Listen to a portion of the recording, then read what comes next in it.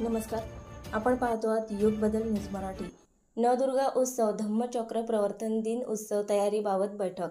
उत्सवाच्या परवानग्यासाठी महापालिका स्तरावर एक खिडकी। सोशल मीडियाचा सजग व विवेकी वापर करावा, जिल्हाधिकारी व पोलीस अधीक्षकांचे आवाहन। जिल्ह्यात 3 ते 12 ऑक्टोबर दरम्यान नवदुर्गा उत्सव, विजयादशमी, धम्मचक्र प्रवर्तन दिन आदी सणांच्या कालावधीत शांतता व सलोखा राहील यासाठी सर्वांनी योगदान द्यावे। सोशल मीडियावरून तेढ निर्माण होईल असे संदेश प्रसारित होऊ नयेत, त्यासाठी सोशल मीडियाचा सजग व विवेकी वापर करावा असे आवाहन जिल्हाधिकारी अजित कुमार आणि पोलीस अधीक्षक बच्चन सिंह यांनी येथे केले। नवरात्री, विजयादशमी, धम्मचक्र प्रवर्तन दिनाच्या अनुषंगाने पूर्वतयारी, कायदा व सुव्यवस्था आदींबाबत विविध सार्वजनिक मंडळाच्या प्रतिनिधींची बैठक जिल्हाधिकाऱ्यांच्या अध्यक्षतेखाली व पोलीस अधीक्षकांच्या उपस्थितीत नियोजन भवनात झाली।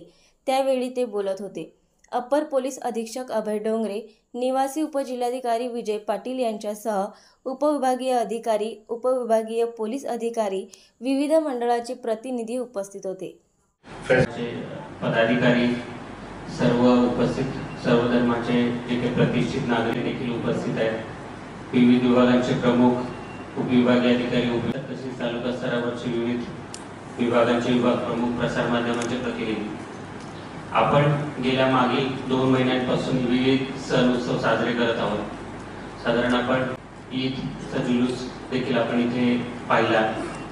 आपण मागील 2-3 महिन्यांपासून कल्पना करू शकता की संपूर्ण प्रशासन, विशेषतः पोलीस उपस्थित असतात आणि अतिशय व्यस्त कालावधीत तणावाच्या वातावरणात सर्वजण काम करत असतात। मागील 3 महिन्यांच्या कालावधीमध्ये जे उत्सव आपल्या योग्य बाब ठरली नाही, परंतु मला वाटतं की निश्चितच असे सगळ्यांना आपले सण उत्सव अतिशय सन्मानाने चांगल्या प्रकारे साजरे करायचे आहेत, मग ते कुठल्याही धर्माचे असू दे।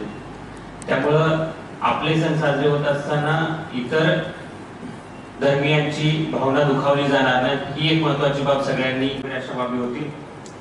त्यासोबतच रात्रीच्या वेळेला सुरक्षेच्या दृष्टिकोनातून आपण सर्व त्या योग्यतांनी रात्रीच्या कालावधीत कुठल्याही प्रकारचा विजेची कपात करू नये, कारण विजेची कपात झाली तर संध्याकाळच्या वेळेला मोठ्या प्रमाणात प्रोग्राम्स असतात।